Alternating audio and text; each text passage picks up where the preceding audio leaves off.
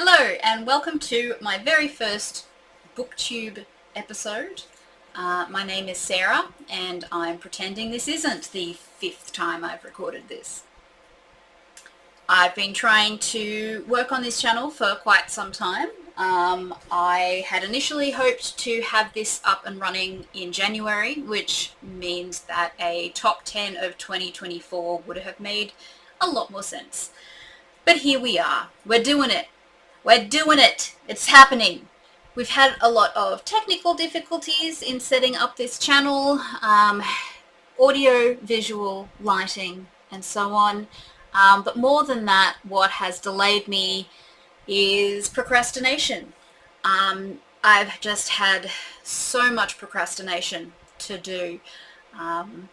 For example, I rearranged my bookshelves in color order. That was a monumental waste of time, wasn't it? I particularly like the fact that you can pinpoint the exact moment that I lost interest. Like on this side up here, you've got this lovely rainbow. You've got the black and white checkerboard shelf. That's nice. And then over this side, big fat who cares. Nothing going on over that side. I could not give a shit by the time I got to those shelves. And I guess at some point I just realized I had nothing left to procrast. And there was no other option but to start filming. Look who's here, everybody. I want you to introduce you to Steinbeck, my sidekick. So it's Steinbeck as in John, but we usually just call him Little Shit. So if you see something fuzzy just kind of walking around the edges of the screen, it's this guy, the worst dog in the world. Yeah. So one thing you might notice about this list is that I do not have any of the physical copies of these books. And that is, well, for one thing, I work in a library. So it's physically impossible for me to come home without a massive pile of books.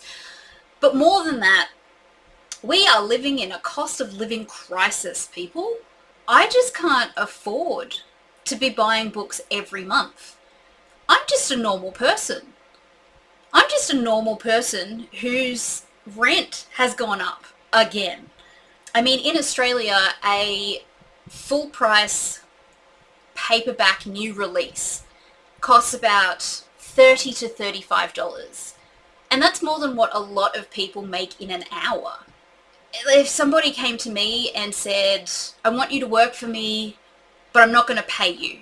I'm just going to give you a book for every hour that you work.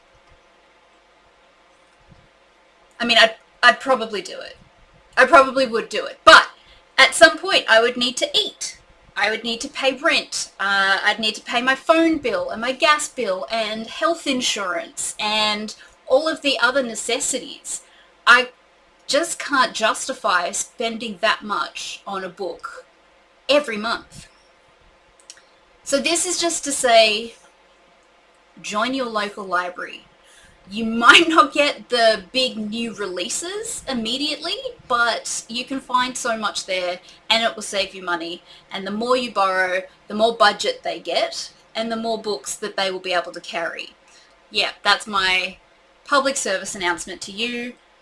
Join the library. I read 171 books last year. It was my intention to beat my record for the most amount of books I could read in a year, which I did. However, it was a supposedly fun thing I shall never do again.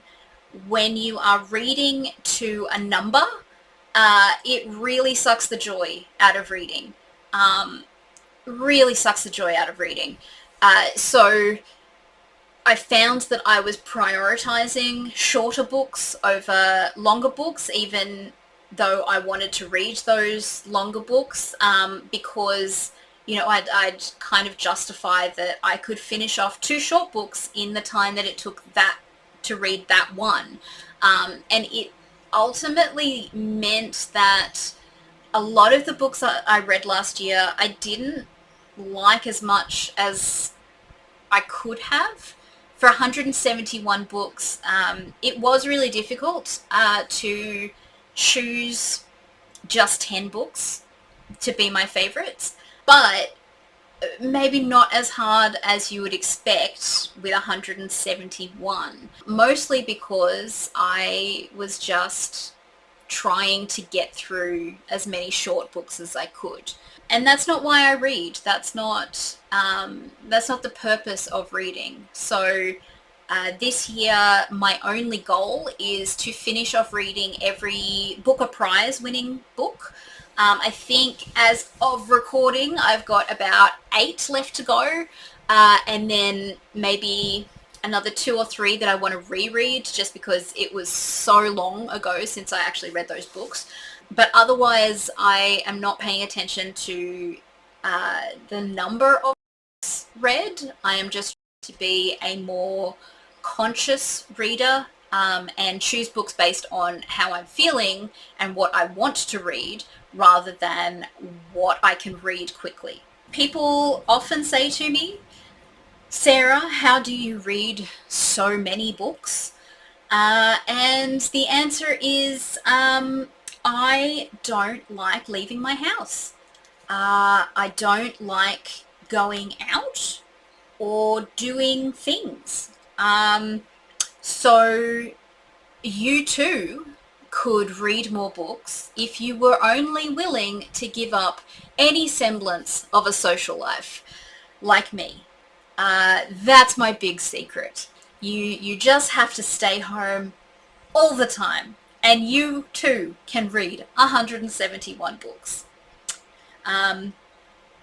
Like and subscribe. All right, let's get into it. At number 10, we have Beautyland by Marie-Helene Bertino. I just thought this was such a beautiful novel and beautifully written. It's about a young girl who is born around the same time as the Voyager space shuttle leaves Earth, and she grows up feeling like she doesn't quite belong on this planet.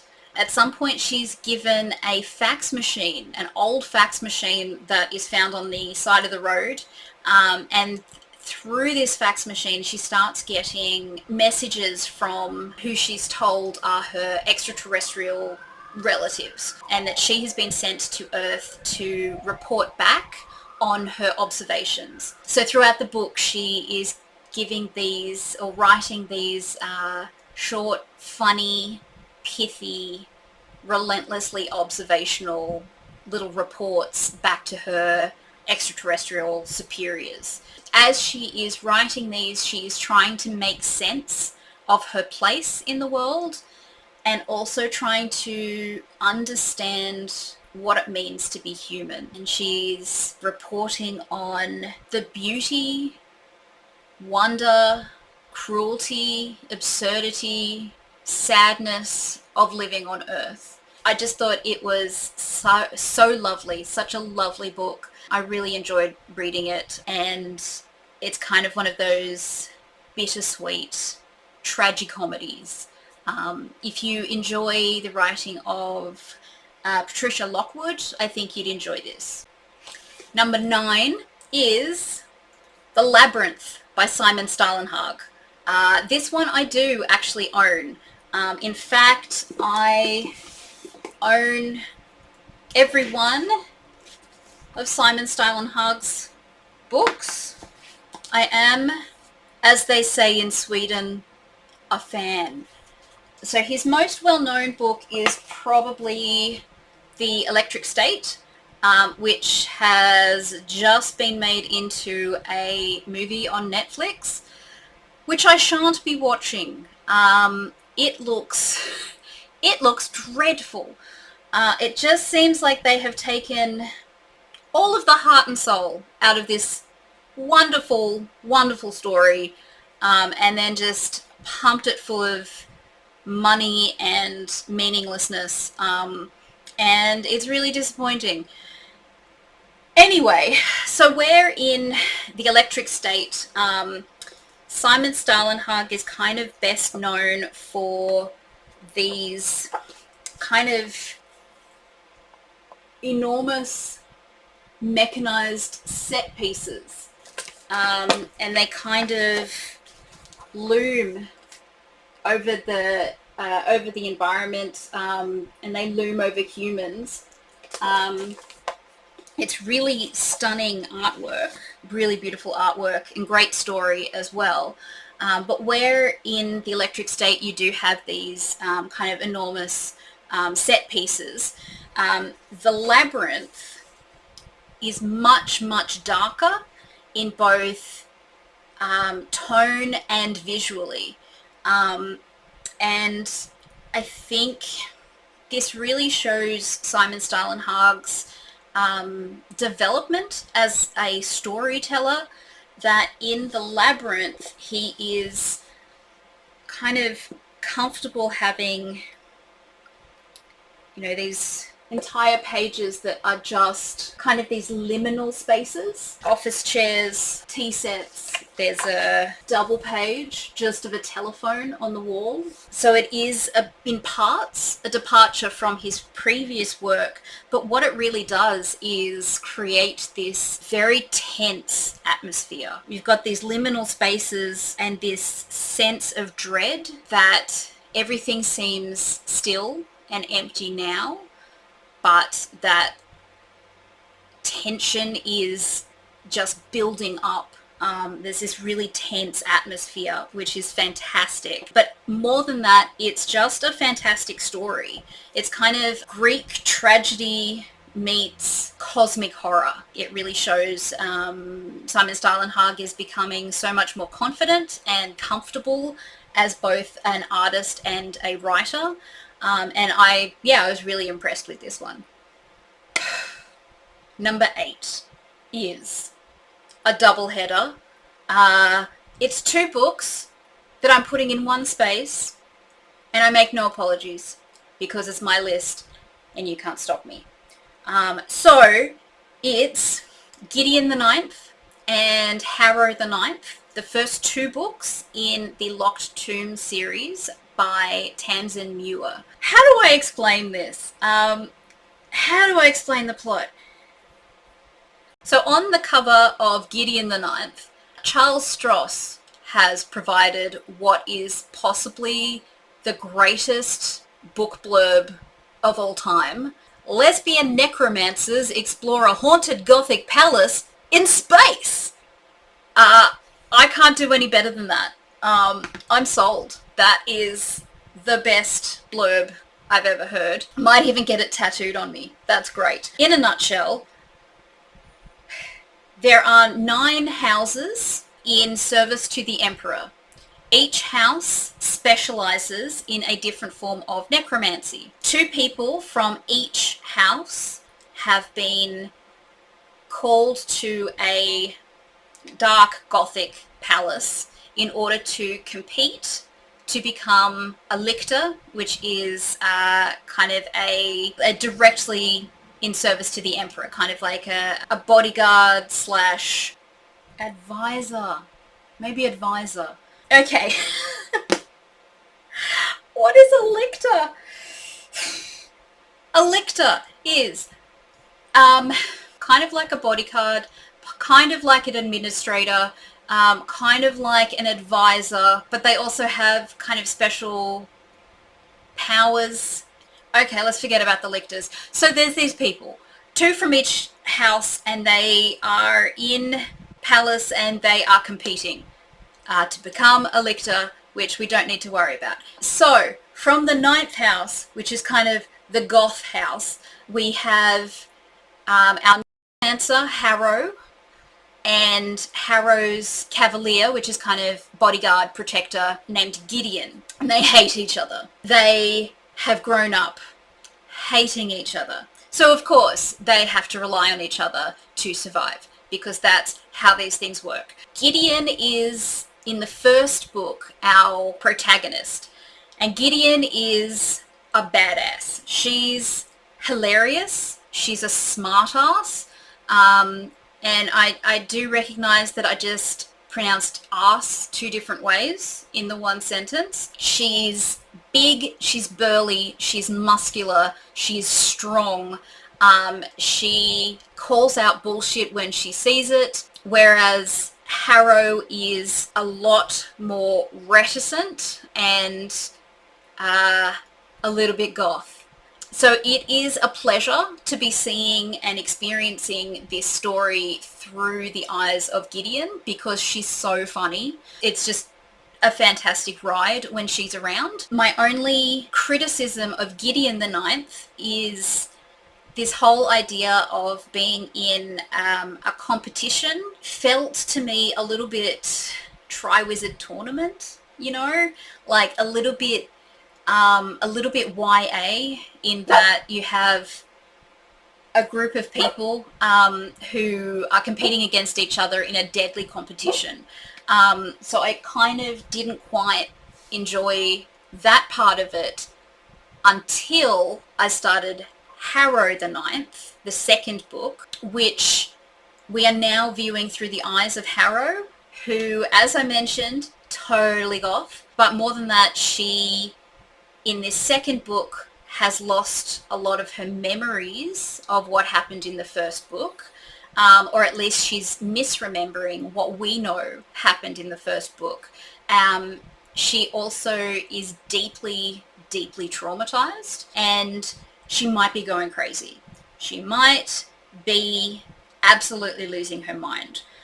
So from the outset, it seems like in this second book, we're not going to be having as much fun as the first book, where Gideon was kind of hilarious and smart-assed. Harrow is deeply traumatized and just trying to survive. This second book is set on a spaceship, and I think this complete departure from a haunted gothic mansion in space, I thought was so brilliantly done. It's slightly darker in tone, but in the best possible way. I really... Steinbeck! Where was I? So I totally love the way that Tamsin Muir writes. I think she's so talented. She writes humor very well. She's very funny, but she also is clearly very intelligent. She kind of drops these very obscure big words into the text, and it works in a way that doesn't feel pretentious at all, which is very impressive. She also knows a lot of... Oh, you need to stop. She also knows a lot about...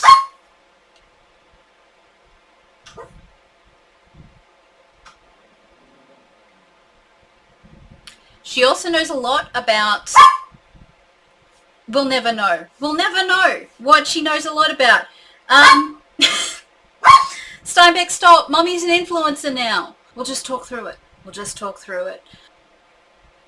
Anyway, so what turned from a kind of a locked door mystery in book 1 into a violent space opera in book 2, and what will develop into kind of an urban drama in book 3. I just thought this was such a fantastic series. So unique, so funny, so well written, excellent characters, really enjoyable. Shut up. After reading, or during reading, Harrow the Ninth, it gave me a completely different perspective on Gideon the Ninth, and made me appreciate what Tamsin Muir is doing with this story. What I really appreciated in Harrow the Ninth is that there is so much that we as the reader do not know, and are waiting for an explanation for why are Harrow's memories of what happened in the first book so completely skewed? Why can't she remember certain people?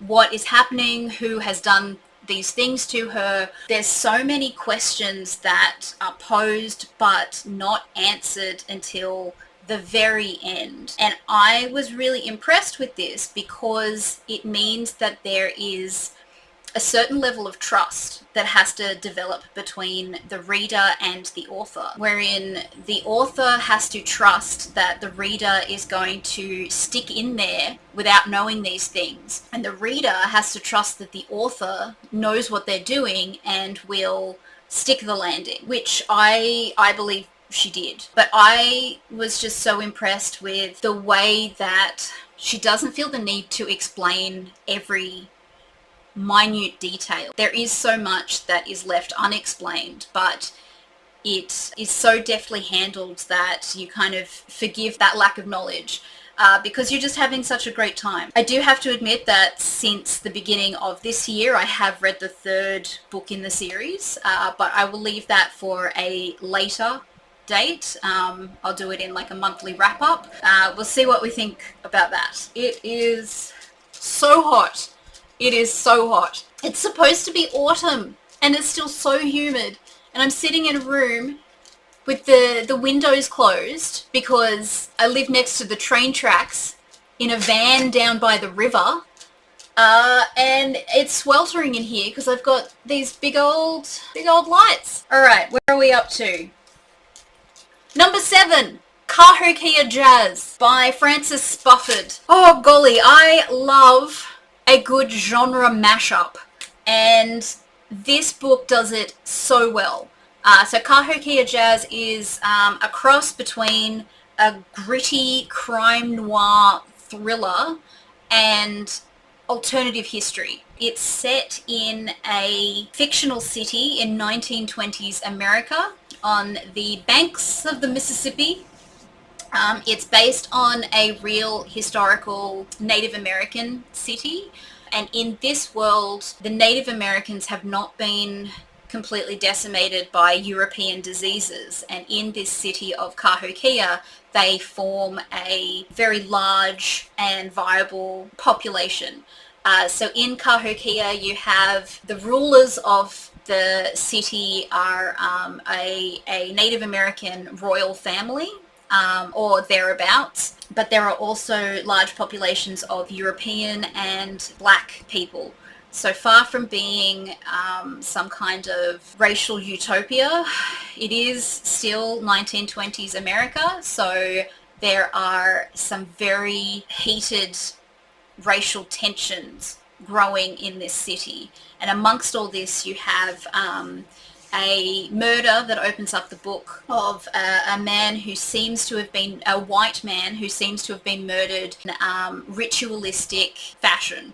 And then you've got all the usual suspects. You've got, you know, the cigar chomping counselors and corrupt cops and jazz bars. This world is so well wrought, so well written, that it's incredibly immersive, or at least I found it to be so. And especially because even though I love historical fiction, I would say that the 1920s is probably my least favorite historical era. It's just not one that, you know, sets my heart aflame. I'm just not really into, you know, the roaring 20s. More like boring 20s, am I right? No, I'm not.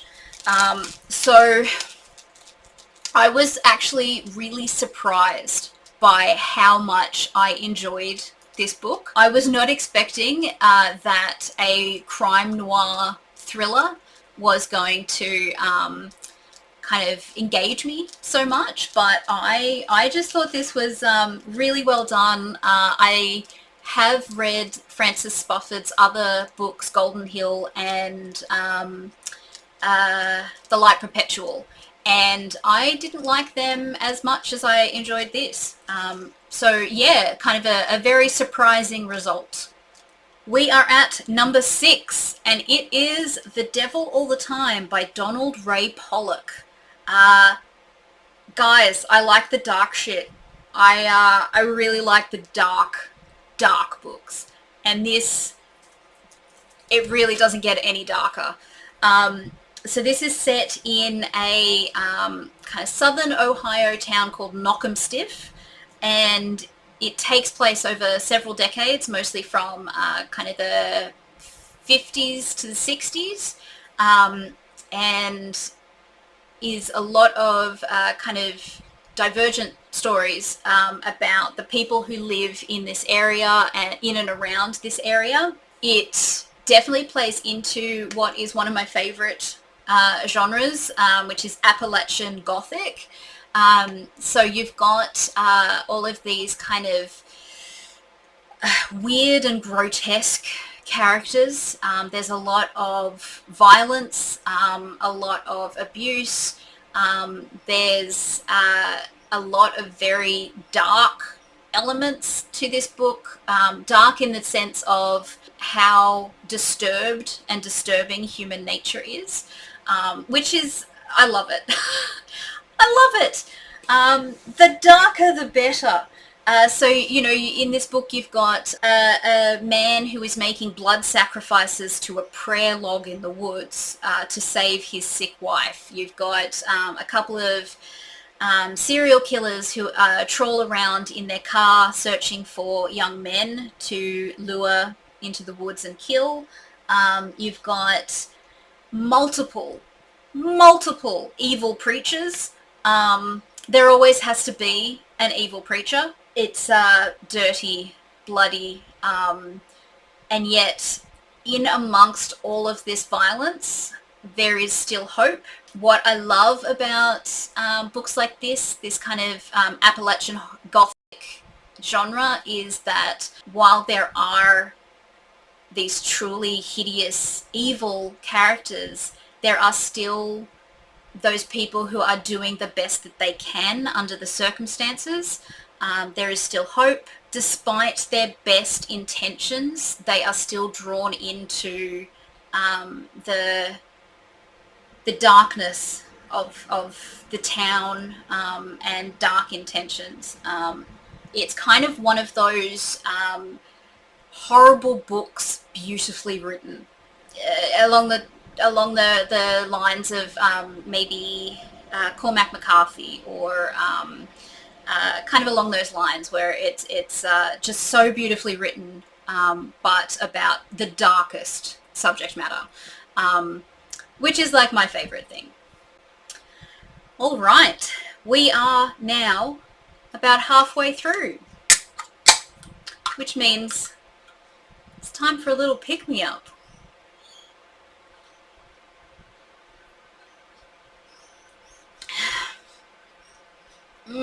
I'd like to give the most enthusiastic of shout-outs to the good people at Frucor Suntory for their fine product, Sugar-Free V. Now, I would like to clarify that I am not sponsored, endorsed, or supported in any way, shape, or form by Sugar-Free V. It's just legitimately the only thing that keeps me going. Cheers.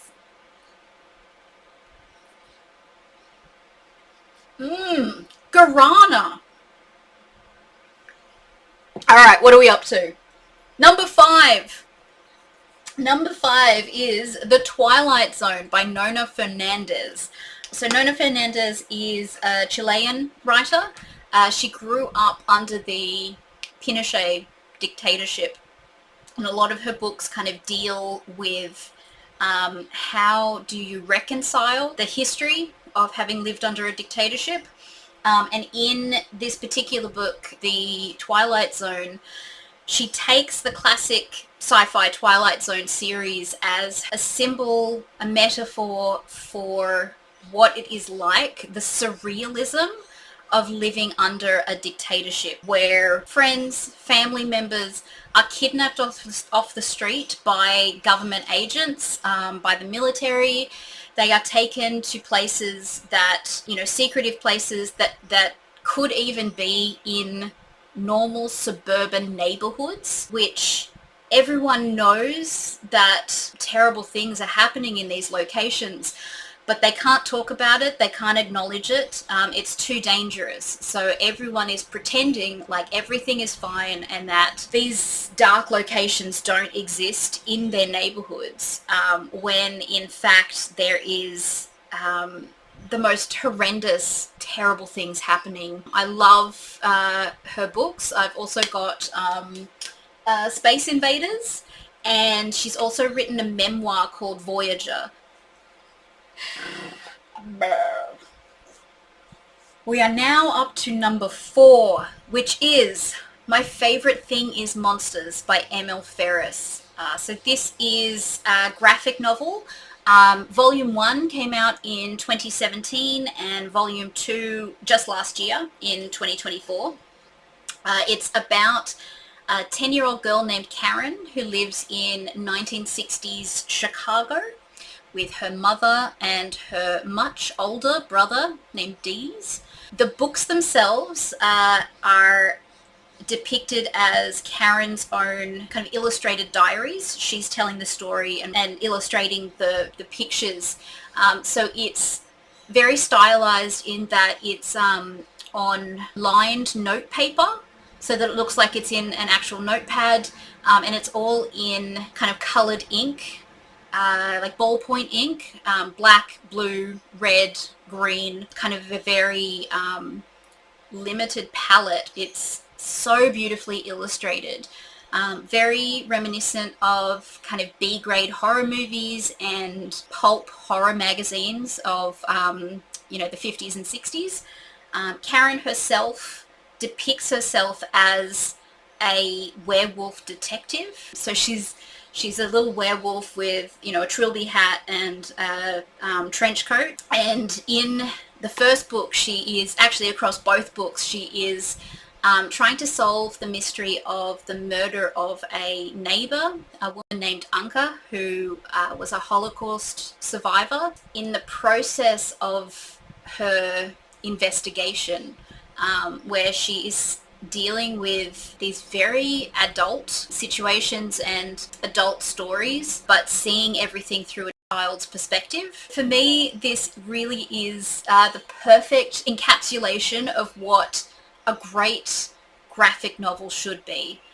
Just the perfect blend of story and art, where both the story and the artwork are fantastic on their own, and yet when they come together it creates such an incredible story, so much depth, so many layers, especially because Karen as an artist has that in common with her brother Dees, who is also teaching her about art and about art history. There are just some really, really beautiful moments. There's one scene where Dees kind of forces Karen to look at herself in the mirror and see herself as a little girl and not as a monster.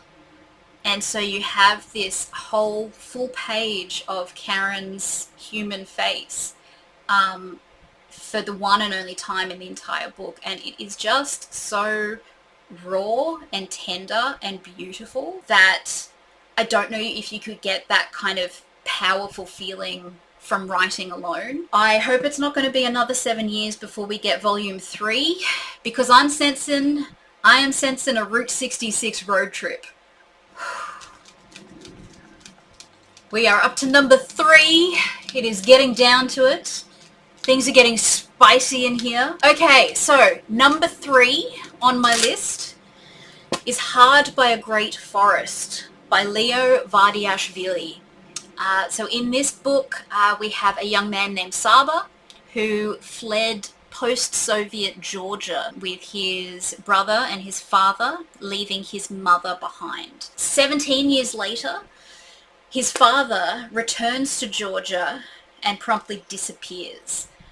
Saba's older brother, Sandro, also returns to Georgia to search for their father, but Sandro too falls out of contact. And so now Saba has no choice but to return to Georgia himself so that he can look for his brother and his father, and also investigate his own history. And when he gets there, he finds that his father has left a trail of breadcrumb clues leading to the story of their history. Fairy tales form a really key element of this story. There are references to a lot of fairy tales throughout the book, which I really loved, especially kind of the Eastern European tales of Baba Yaga, and it's woven so deftly into the story. And I love when kind of dark fairy tales are featured in kind of modern contemporary literature. There's also kind of a touch of magical realism with this story because the animals of the Tbilisi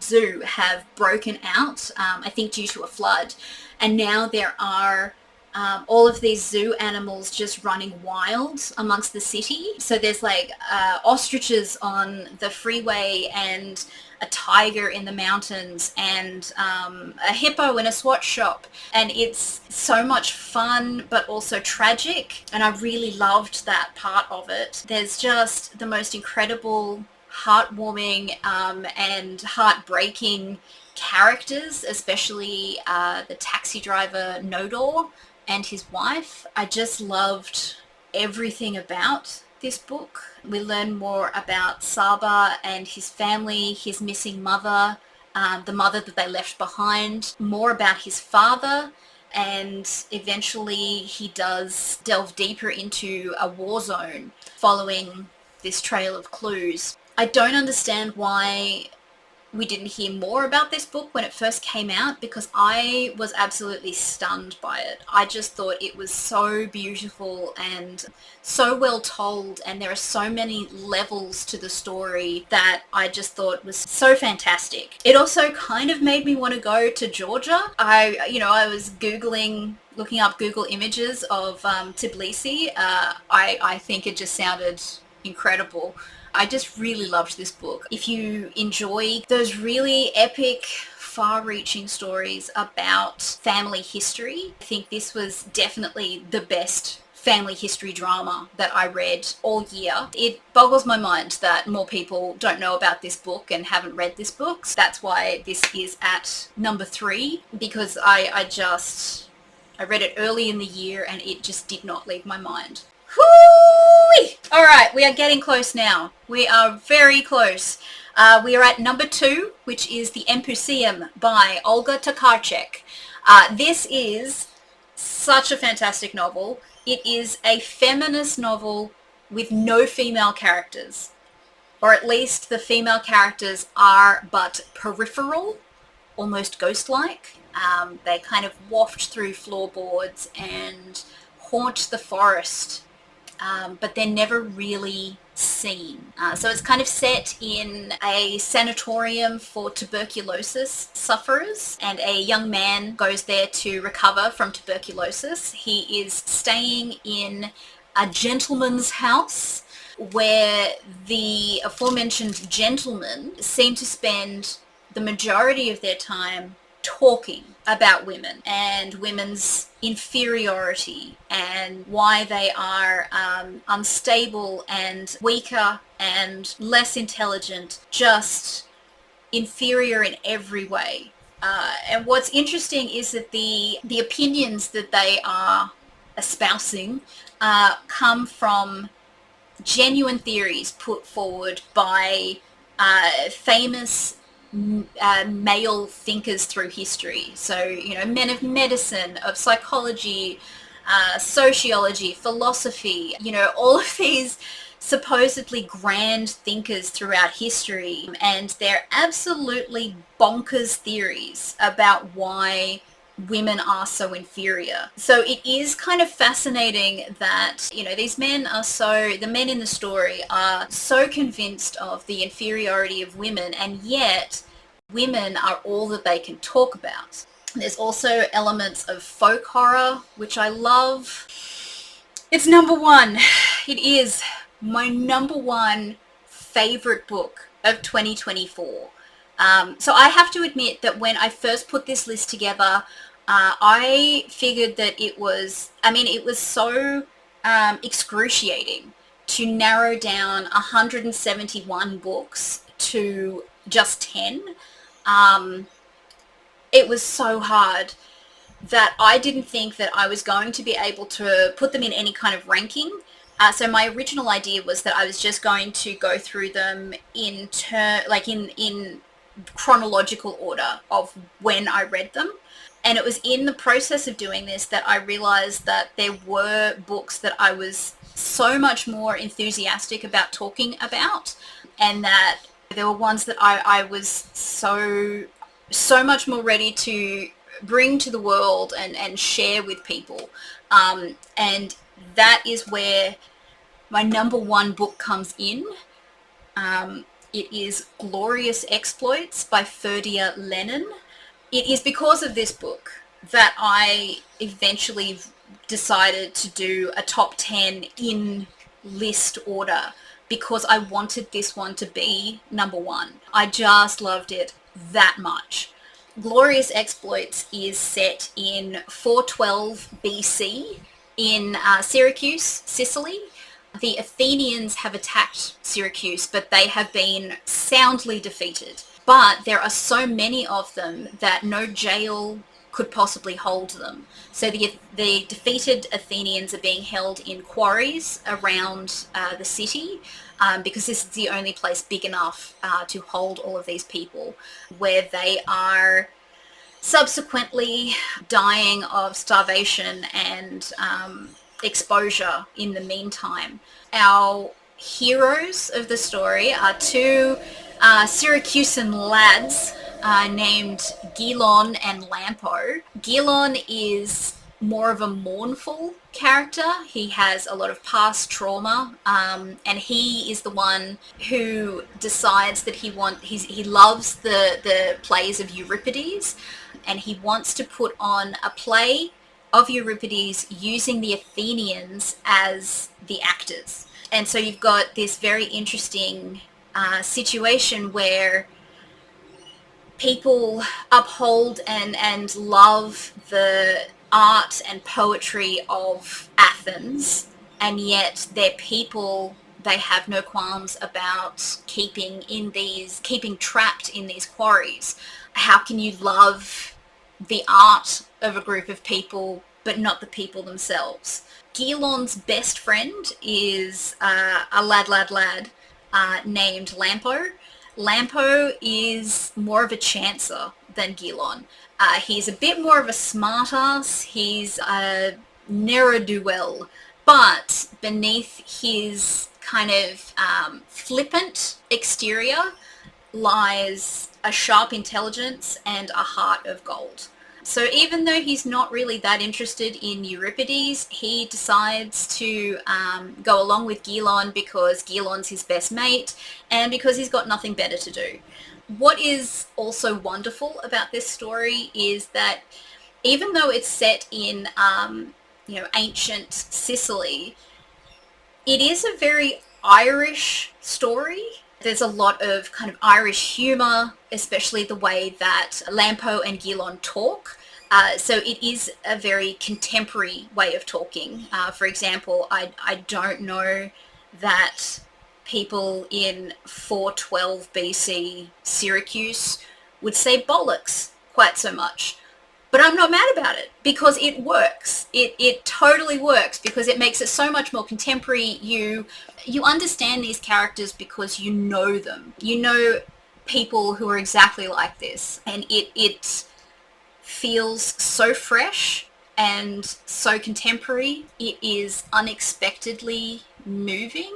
For how simple the story is, I was not expected to be so deeply moved. It's just so wonderfully told, and you have this dichotomy between, love and war. There's such a fantastic sense of humor to the story, and yet just in an instant it can switch into tragedy. It's such a fantastic story. If you enjoy just fantastic stories about people, it's for you. You don't have to be interested in that era in time or in the plays of Euripides in order to enjoy this story. It's ultimately a story about people, how people can hurt each other, but also how they can come together, which I just thought it was such a wonderfully immersive story. I wished it could have been longer. I wanted more of these characters, and I wanted more of the situation. I just had such a fun, moving time with this novel, and I want more people to be talking about it. I want to see more people borrowing this book from my library, and talking about this book, and spreading this book around, because Glorious Exploits truly is glorious. We did it! We did it! I finished a video. I finally did it. I've done it. Okay, and it only took me 3 months. So my second video was, I was planning for it to be just a roundup of what I read in January. So you can look forward to seeing that in June sometime. So, being that this was my very first video, my apologies for everything. It'll get better. It'll get better with time.